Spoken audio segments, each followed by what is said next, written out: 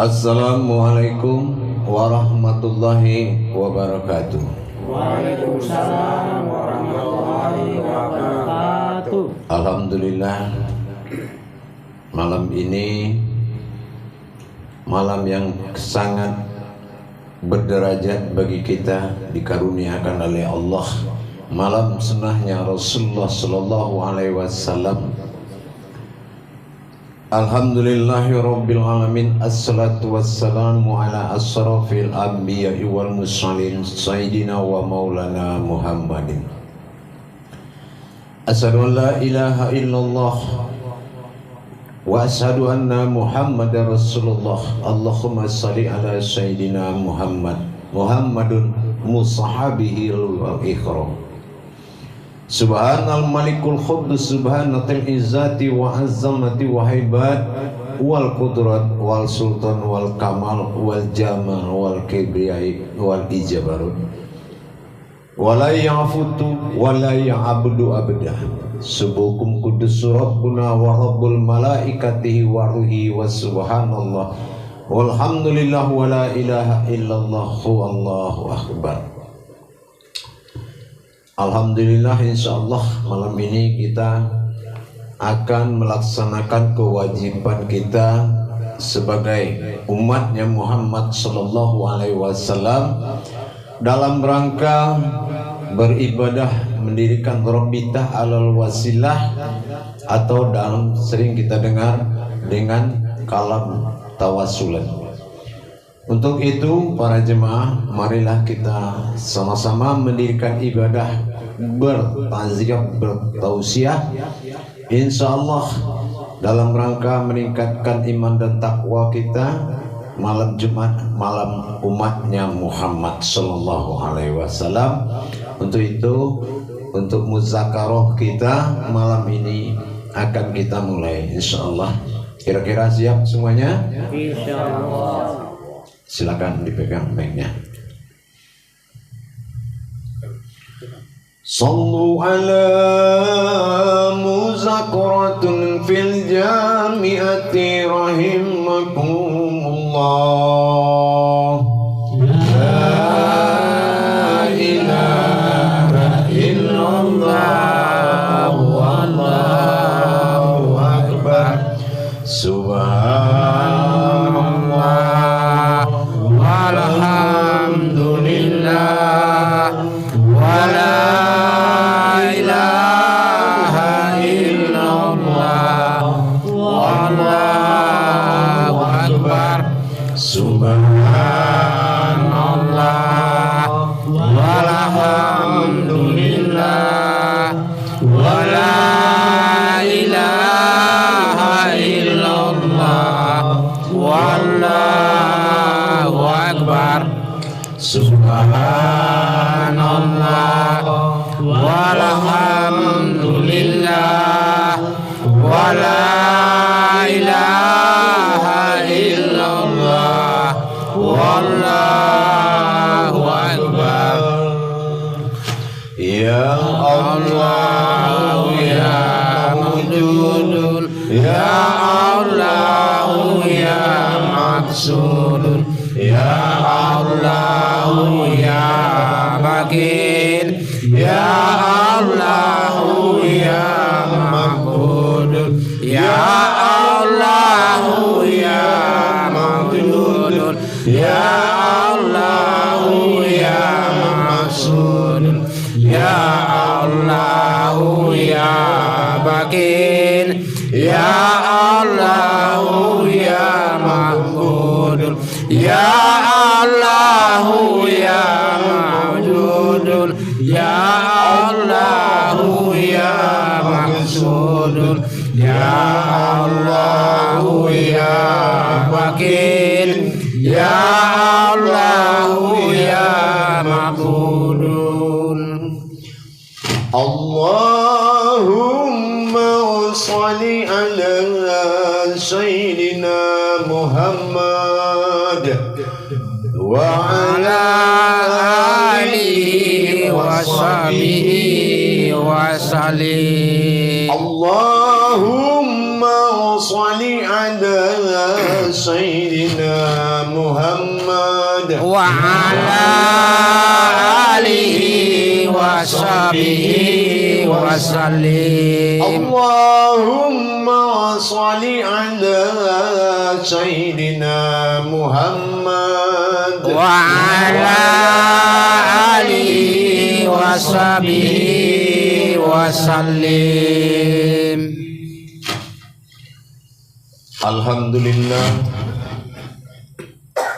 Alhamdulillahi Rabbil Alamin. Assalatu wassalamu ala asrafil anbiya'i wal mursalin Sayyidina wa maulana Muhammadin. Asyhadu an la ilaha illallah wa asyhadu anna Muhammadar Rasulullah. Allahumma sholli ala Sayyidina Muhammad wa ala alihi wa sahbihi wa sallim. Alhamdulillah para jemaah sekalian yang dirahmati Allah. Insya Allah pada malam ini kita akan melaksanakan ibadah muzakarah berjamaah. Menjadi tema bagi kita dalam muzakarah malam ini yaitu mengenai ibadah sholat yang kita akan mengkaji, yaitu tentang 4 rukun hakikat daripada rakaat sholat. Para jemaah sekalian yang dirahmati Allah rahimakumullah. Kenapa kita mengkaji daripada 4 hakikat rakaat daripada ibadah? Sering kita mengalami atau melihat dalam lingkungan umat Islam suatu keadaan dalam masa nuzuk atau sakit berhalangan itu jadi sering dikatakan tidak bisa melakukan rakaat. Alasan itu akan mengurangi daripada iman dan takwa kita kepada Allah hanya lantaran sebuah kendala nuzuk atau sakit atau memang ada kendala lain.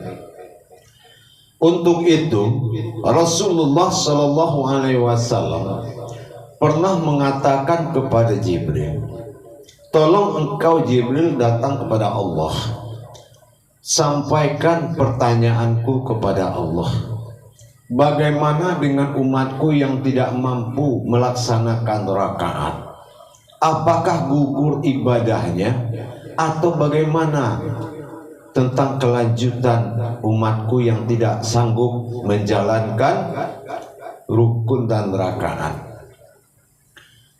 Insya Allah Malaikatul Jibril mendatangi Allah dengan menyampaikan amanah daripada Rasulullah Sallallahu Alaihi Wasallam kepada Allah tentang ketidaksanggupan atau nuzuk atau apabila sakit umatnya tidak bisa menjalankan rakaat sebagai adab.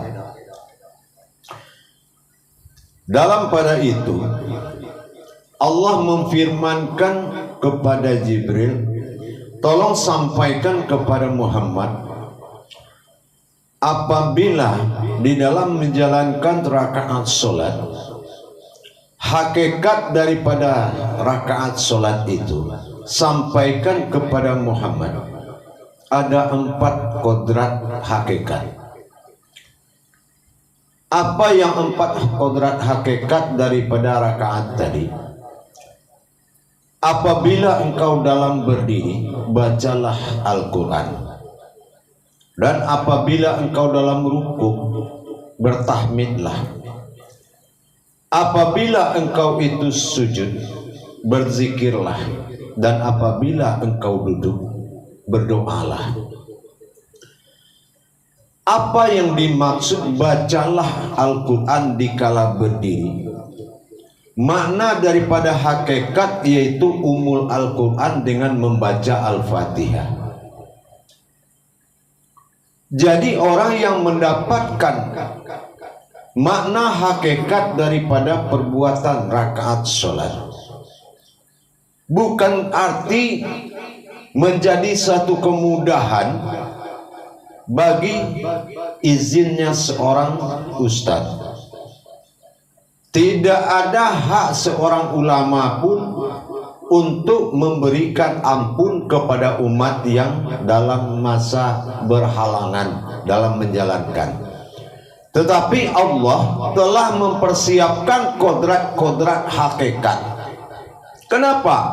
Karena memang sholat itu adalah hakikat. Jadi dengan adanya berdirilah, bacalah Al-Fatihah dikala berdiri, bertahmidlah dikala ruku, dan berzikirlah dikala sujud, dan berdoalah dikala duduk. Jadi tidak seorang orang yang mendapatkan hakikat itu dia mengikuti dengan membayangkan pekerjaan syariat, tetapi dia harus mengamalkan yaitu 4 perkara hakikat tadi. Al-Fatihah bukan 1 kali, tapi boleh dia berulang kali. Begitu juga bertahmid. Tahmid tidak harus 3 kali, boleh menjadi 5 kali, 6 kali, asal dia tidak mengikuti syariat. Kenapa? Karena tidak ada penggantian daripada sebuah perintah Allah. Salat itu langsung, tidak ada bayang-bayangan. Dibayangkan lagi berdiri, dibayangkan lagi duduk, dibayangkan lagi sujud. Tidak. Justru kita melakukan ibadah daripada hakikat daripada rakaat tadi apabila kita mengalami suatu gangguan, nuzuk atau sakit.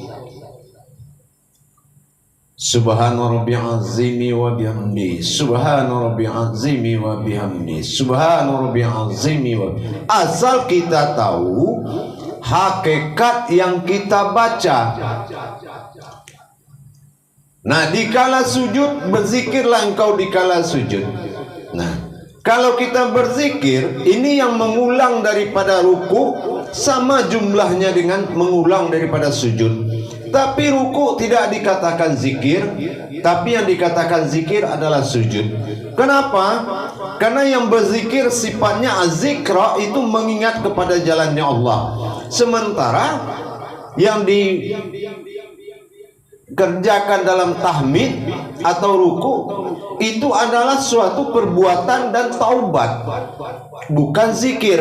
Dia sama 3 kali, cuma dia dalam rangka taubat. Subhana rabbil azimi wa bihamdi, sucikanlah aku ya Allah diriku. Kaponya kasah wa kasah wa kasasah. Dalam masa kelalaian, dalam masa mempersekutukan Allah, dalam masa yang kufur nikmat. Ini kesalahan karena tidak dikatakan berzikir, karena tidak boleh mengingat sebuah kesalahan.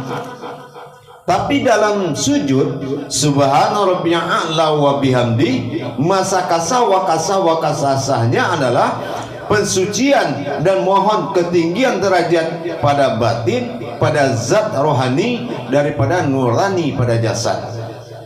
Nah, ini boleh diulang berkali-kali karena dia beribadah, maka itu dikatakan zikir. Nah, bagaimana dengan dikala duduk? Dikala duduk itu disuruh berdoa. Nah, apa yang dikatakan berdoa? Maka kita harus mengikuti Rabbil fili warhamni wajiburni wahdini sampai selesai. Dan itu boleh lebih dari apa yang ditentukan. Bukan harus mengikuti jumlah yang telah ditetapkan pada sholat. Kenapa? Karena ini adalah hakikat dalam bentuk kemudahan. Jadi bukan artinya kita disuruh duduk karena kita sakit kaki, terus ada hak seorang ustadz atau imam menyuruh duduk. Tidak ada hak seorang imam atau ustadz untuk membenarkan atau mengampuni ketidakmampuan atau kesalahan yang terjadi dalam sholat. Semua perbuatan Allah, maka sudah Allah siapkan bagaimana mendapatkan Sholat meskipun ada gangguan di dalam pekerjaan atau di dalam diri kita, lagi sakit atau dalam berhalangan apapun. Contohnya tidak juga sakit. Contohnya kita di atas mobil. Di atas mobil kita lagi di atas mobil, orang azan, terus kita bagaimana? Mau berhenti gimana? Namanya kita penumpang. Maka kita merapatkan tangan, merapatkan kaki, kita langsung melaksanakan hakikat daripada rakaatnya. Maka Allah telah menerima sholatnya kita. Nah, inilah meskipun banyaknya perintah Allah dalam satu hari, tetapi lebih banyak kemudahan Allah daripada jumlah perintah. Itulah hakikat daripada rukun dan rakaat sholat, yaitu 4 kemudahan. Baik para jemaah sekalian, silakan bertanya. Kalau ada yang mau bertanya silakan. Assalamualaikum warahmatullahi wabarakatuh ya. Waalaikumsalam warahmatullahi wabarakatuh. Tadi Buya mengatakan itu mujib ada halangan gitu Buya. Contohnya kalau kita lagi sakit di tempat tidur, posisi tidurnya itu apa harus madhep kiblat atau kemana tuh Buya? Yang pas gitu, yang menurut agama. Tidak.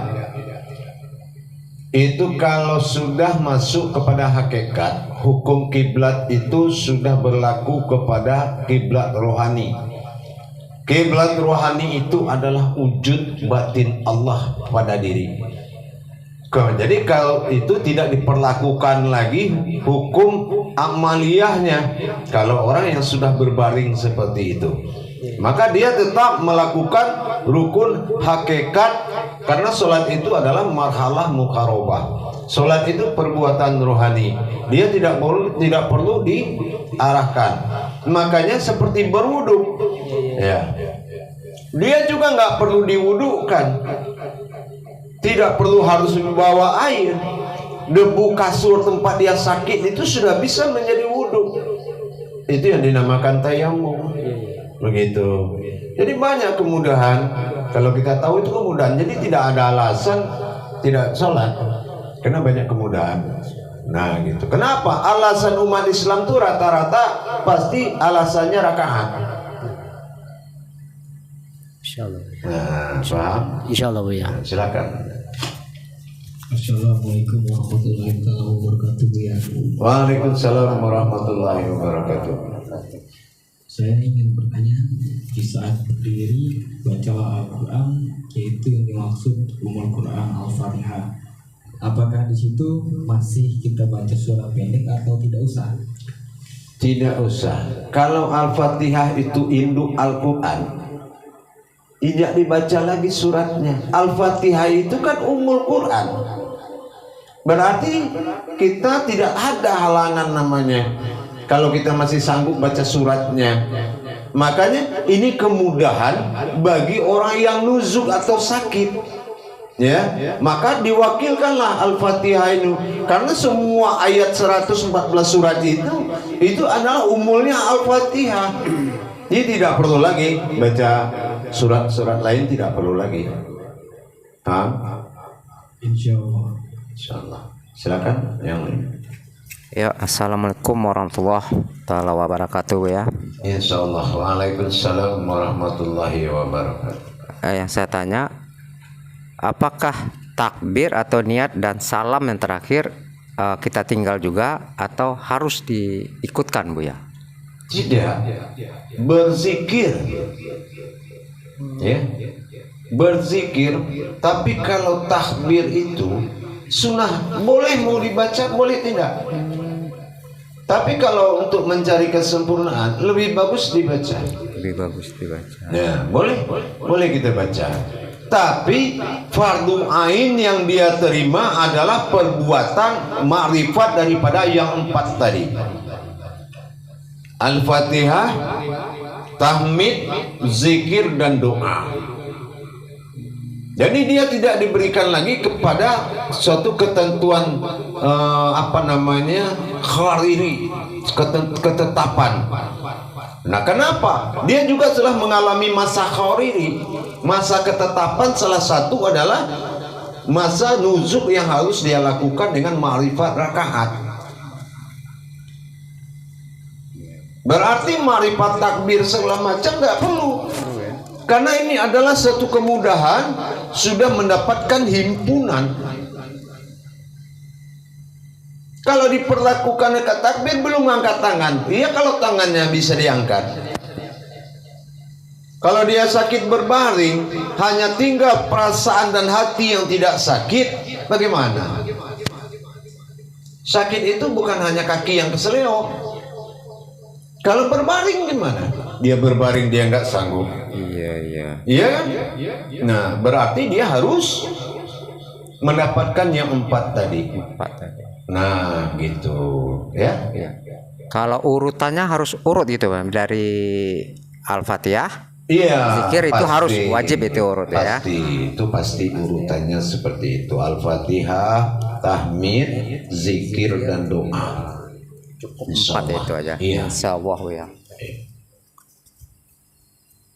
Assalamualaikum warahmatullahi wabarakatuh ya. Waalaikumsalam warahmatullahi wabarakatuh. Setelah direnung-renungin mujakarah dari Buya tadi sangat sulit kalau kurang paham baik dengan hakikat, apalagi kita dalam sakit. Sebab hakikat ini ada 4 temannya. Yang pertama syariat, yang syariat itu ialah yang dibilang sakit atau nuzub ya kan Buya ya. Iya. Tapi di dalam hakikat ada terikat dan ada ma'rifat, dan bagaimana cara kiat-kiatnya membawanya dibawa ke diri kita ya. Kalau tarekat dengan kita menjalankan itu sudah tarekat. Menjalankan hakikat itu ya tarekat. Dan melihat dan apa yang diperjalankan itu ma'rifat. Nah, jadi tidak ada keterpisahan. Syariat, hakikat, tarekat, ma'rifat itu satu kesatuan. Berarti nggak ada keterpisahannya? Tidak ada. Contohnya dia menjalankan Bismillahirrahmanirrahim, Alhamdulillahirabbil alamin arrahman. Itu kan tarekat, dia jalankan. Oh, sini paham ya. Nah, wujud yang dia jalankan itu sudah ma'rifat. Kenapa? Karena dia mengarah kepada ayat itu tadi. Sudah bergabung ke situ semua. Tinggal antara saksi dengan menyaksikan lagi. Iya. Kita contohkan apa? Saat Rasulullah dalam kajian dia berperang. Udah jelas pasukan dari Rasulullah itu mengarah ke kiblat dan menembak atau membunuh musuhnya.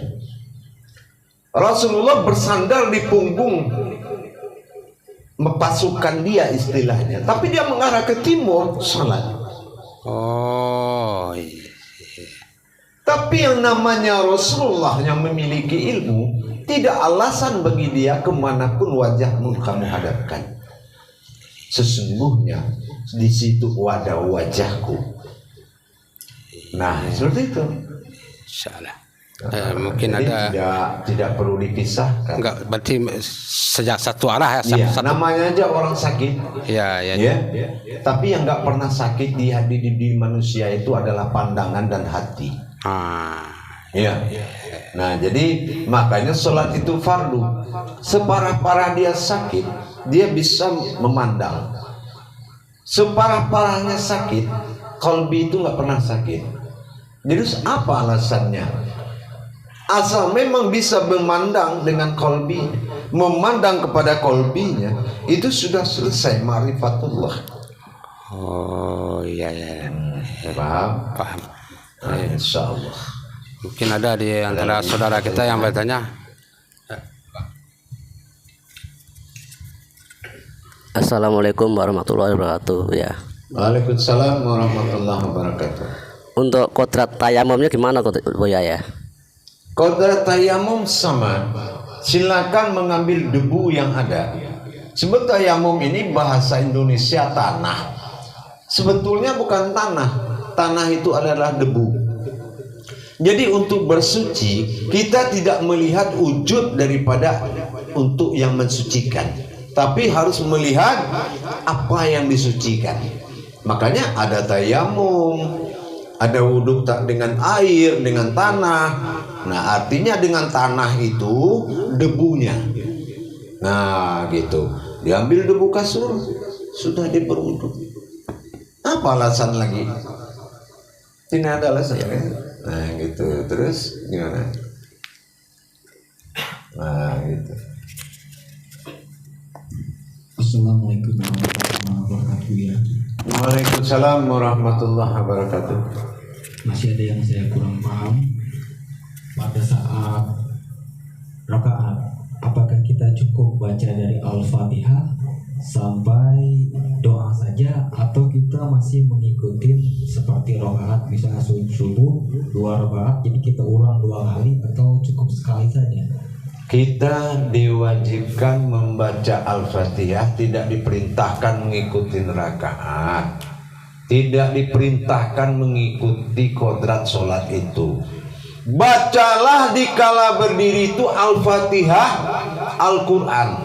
Bertahmidlah dikala ruku, berzikirlah dikala sujud, berdoalah dikala duduk. Berarti kita sudah menjalankan perintah. Ya, umpama orang Allahu Akbar, terus salat. Yang sakit apa? Bismillahirrahmanirrahim. Alhamdulillahirabbil alamin arrahmanir rahim maliki yaum. Baru setengah jalan dia, orang sudah selesai. Orang sudah pulang, dia terus selesaikan. Sampai menurut dia itu dia sudah tenang. Ya. Nah, gitu ya. Yang penting dia tetap berusoli. Itu yang paling penting. Dia tetap berusoli. Kalau dia tidak berusoli, maka fungsi yang dia baca itu tadi bukan untuk sholat. Kalau dia berusoli, ya berarti itu sholat. Begitu. Ada satu lagi Buya. Insyaallah. Di dalam kita baca Al-Fatihah itu diwasol apa bertahap-bertahap seperti biasa kita imam. Contoh kita sholat sendiri gitu. Ya mulai masuk boleh atau didiamkan juga, tergantung, namanya kebebasan yang diberikan oleh orang sakit. Kalau orang sakit tidak ada peraturan lagi. Tidak ada hadis manapun yang menyuruh Al-Fatihah itu sekian kali. Bacalah Al-Quran dikala berdiri 10 kali. Bukan. Berarti salah, orang sakit disuruh 10 kali. Ya. Nah. Oh jangan Pak, Bapak sakit sekali aja. Dosa juga. Karena orang mau beribadah, masa harus dikurang-kurangi. Makanya yang dijemput oleh Jibril itu hanya itu. Bacalah Al-Quran dikala berdiri, bertahmidlah dikala ruku, berzikir dikala sujud, dan berdoa dikala duduk. Sudah. Mau apapun doanya, tapi sudah dalam sholat. Nah terus, apa perlu dia kiri kanan baca salam? Tidak perlu. Dia tidak dikenali fikih lagi.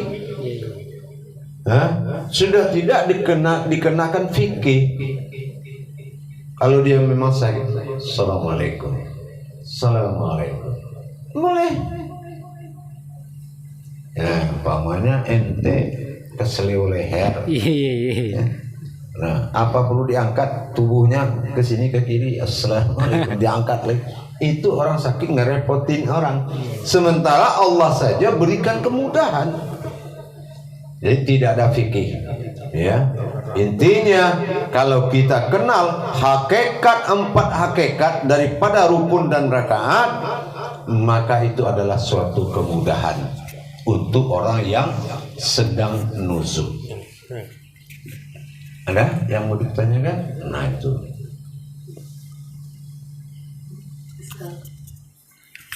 Nah itu aja nih. Gitu. Assalamualaikum warahmatullahi wabarakatuh. Waalaikumsalam warahmatullahi wabarakatuh. Buya, saya mau tanya, kalau kita berwudu dengan air kan cuci tangan, cuci mulut, cuci ini ya Buya ya. Terus kalau untuk tayamun itu caranya gimana Buya? Sama. Tayamum itu sama. Nah, cuma kembali lagi kepada sakit atau tidak. Kalau dia sakit, tidak mungkin sama. Tapi meskipun tidak sama, hakikatnya tetap berjalan. Nah, bagaimana caranya hakikatnya kalau tidak sama? Telapak tangan ini 1881 dalam perhitungan huruf Arab, ya. Nah, dengan niat zahir dan batin dia ambil, dia ginikan tangannya, dia usap ke wajahnya, selesai wudhunya atas nama zahir dan batin.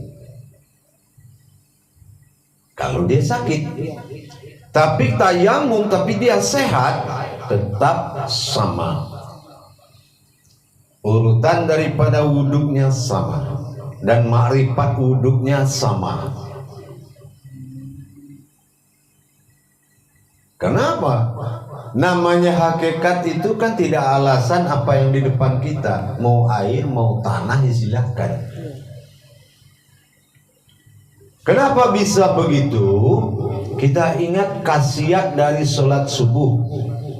Yang menghalalkan bumi dan langit tempat sholat ini siapa? Iya, jangan lupa Muhammad dan Adam. Ya, 2 rakaat pada subuh bertajalli batin Allah ke jasad, hiduplah Adam.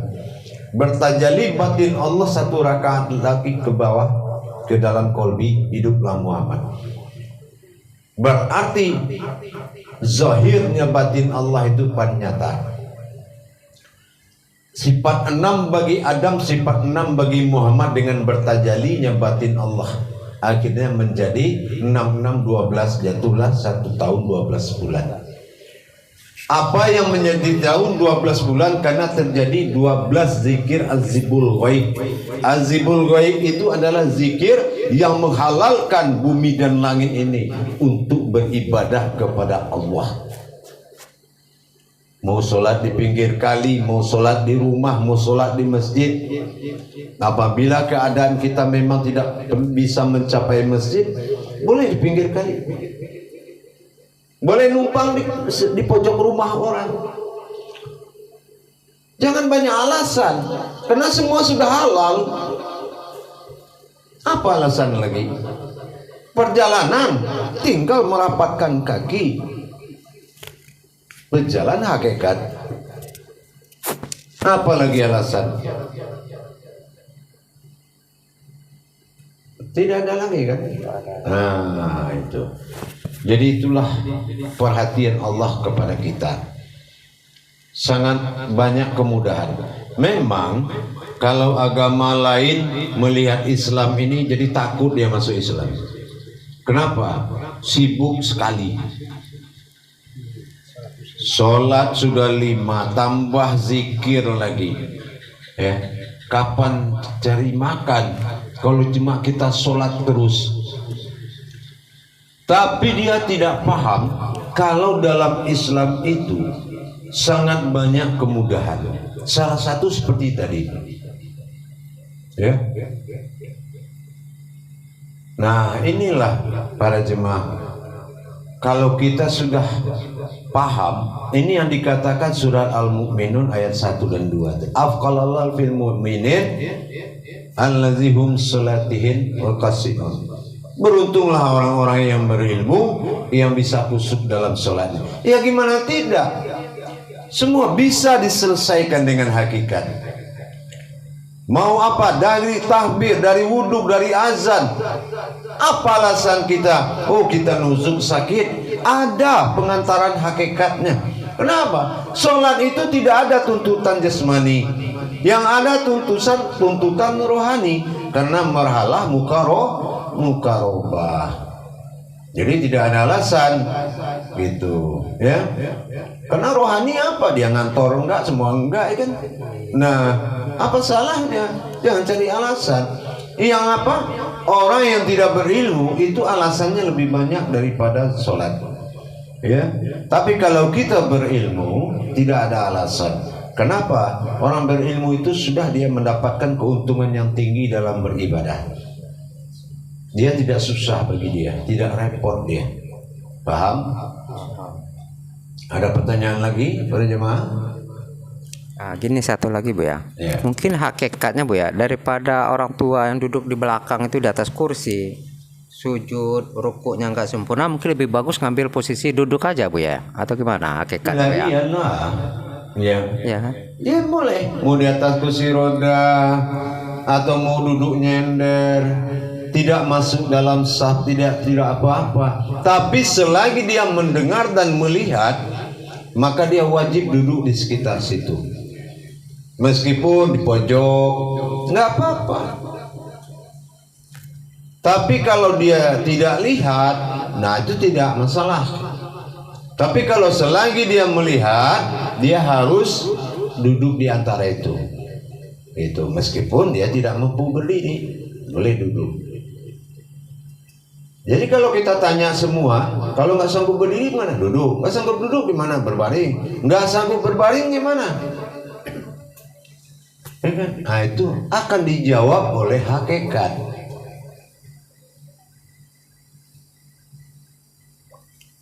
Yang saya masih bingung ini Bu ya, misalnya waktu yang duduk di kursi, waktu imam sujud ke lantai kan kening ke bawah, mereka kan duduk sujudnya separuh aja, saya perhatiin ini dulu ya ada. Itu siapa yang menyuruh? Itu yang sering saya lihat di belakang-belakang tua kayak gitu sering Bu ya. lihat yang salah dong. Berarti lebih bagus duduk Bu ya, sempurna ya. Iya gitu. Perintah Allah baca Al-Quran. Iya. Enggak ada cerita itu. Separuh atau ya. Perintah Allah bacalah Al-Quran dikala berdiri, ya enggak? Bertahmid dikala ruku. Dikala ruku tuh lagi orang ruku dia bertahmid. Orang lagi sujud dia berzikir. Subhanallah, Subhanallah, Subhanallah. Ya. Nah, gitu. Itu yang banyak. Memang sekarang begitu. Lama-lama ada masjid tunanetra. Kenapa? Kursi roda disusun. Harusnya apa? Nggak perlu capek-capek. Di kursi roda kalau jatuh juga masalah. Hah? Belum kursinya yang meroda-roda sampai ke depan situ. Ya, nabrak orang. Nah, bagus duduk dengan baik, duduk dengan rapi. Ya. Makanya cepat pengurus masjid itu datang, lihat jemaah yang sakit, dibantu disuruh duduk. Kalau perlu kasih bantal duduk, nyender di dinding. Ajarkan apa gunanya muawin di dalam masjid. Tugas muawin apa? Muawin itu kan pembantu imam.